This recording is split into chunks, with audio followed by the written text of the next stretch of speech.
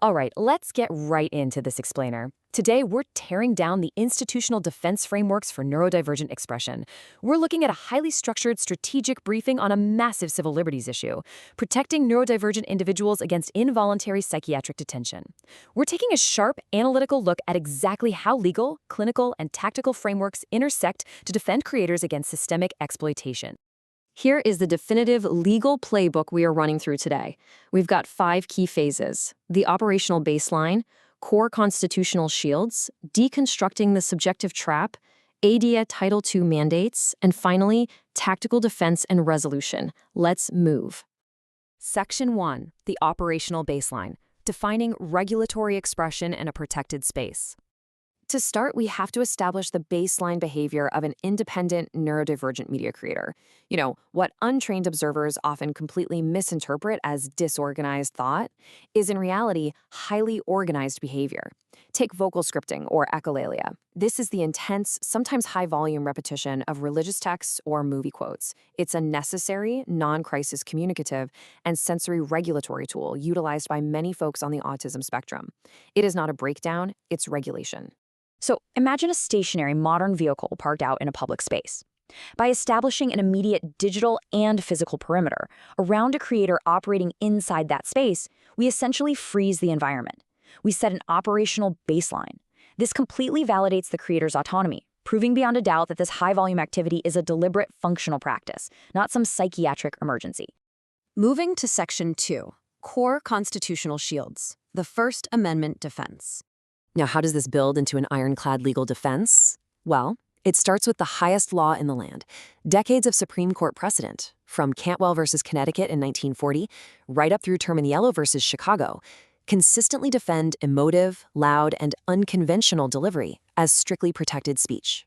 Stationary vocal performance, high-intensity praise, that absolutely does not automatically constitute a public disturbance or a breach of the peace. And this brings us to a really powerful quote from Cohen versus California.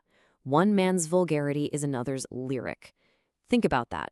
For a neurodivergent individual, high-volume vocalization is literally the lyric of their sensory regulation. Since it's a direct byproduct of neurodevelopmental processing, there is zero malicious intent. And legally speaking, standard breach of peace charges are completely untenable without that malicious intent. It just doesn't hold up. Section 3, deconstructing the subjective trap. Let's look at clinical reality versus observer bias. This is where we get into the stark clinical differences. On one hand, autistic presentation features what's called a circumspect reasoning bias. That basically means the individual actually gathers more information before acting.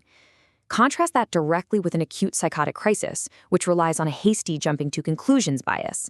The tangential yet logically consistent speech of autism is fundamentally, structurally different from the true disorganized word salad of an actual psychiatric crisis. They are not the same thing. But here's where things go wrong: the subjective trap. This is a terrifying mechanic of third-party fabrication. Picture an untrained bystander observing a creator projecting their voice. The bystander's mere discomfort with that non-normative behavior gets falsely translated into behavioral data, like an unverified claim that someone is a threat to personal safety, all to justify an involuntary 5150 psychiatric hold.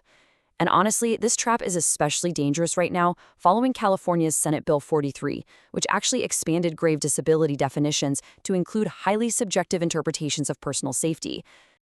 Section 4, ADA Title II mandates, federal protections in field interactions. So, understanding the threat is just half the battle, right? We have to know how federal civil rights law intercepts this observer bias during actual law enforcement interactions. Title II of the ADA creates strict, mandatory reasonable modifications.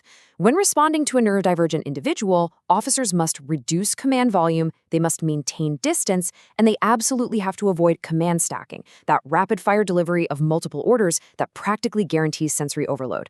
If an officer skips this fact-finding and jumps straight to silent containment or starts shouting clinical labels, they are transforming erratic behavior into a literal paper trail of institutional noncompliance.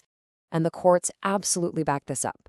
In Sheehan versus City and County of San Francisco, the Ninth Circuit, right alongside Department of Justice guidance, made it crystal clear there is no categorical exception for law enforcement to just ignore visible neurodivergent traits, not even in exigent circumstances. Federal civil rights law demands these accommodations. Full stop. Finally, Section 5, Tactical Defense and Resolution, Proactive Legal Hardening. All right, here's your concrete step-by-step roadmap for establishing an immediate perimeter of cognitive clarity on the ground. Step 1. Use digital disclosures. Picture holding up a high-resolution tablet that clearly states, I am autistic, I am not in crisis. Step 2. Have a QR-coded PDF linking right to a detailed declaration of autonomy. And Step 3. Execute a Psychiatric Advanced Directive, or a PAD.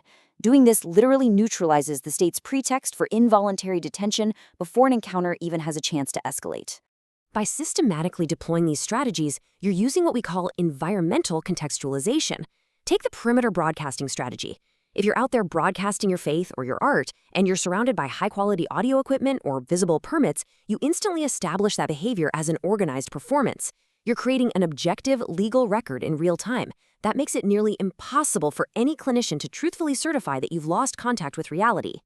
And remember, these tactics can be heavily tailored to your region. Let's say you're in San Joaquin County, California. You can proactively demand an evaluation by their mobile crisis support team, who actually use certified peer specialists, instead of standard patrol officers. Plus, by asserting the region's delayed implementation of Senate Bill 43 until 2026, you hold them to the older, much stricter grave disability standard.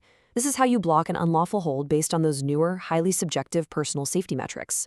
So I'll leave you with this crucial thought: objective record versus subjective bias. As statutory definitions of safety and disability keep expanding, will you be prepared to deploy an objective legal record to defend your constitutional autonomy? Applying these analytical frameworks isn't just theory, it is a tactical prerequisite for preserving your civil liberties in a highly pathologized society. Thanks for joining me for this explainer. Keep analyzing, stay prepared, and we'll see you next time.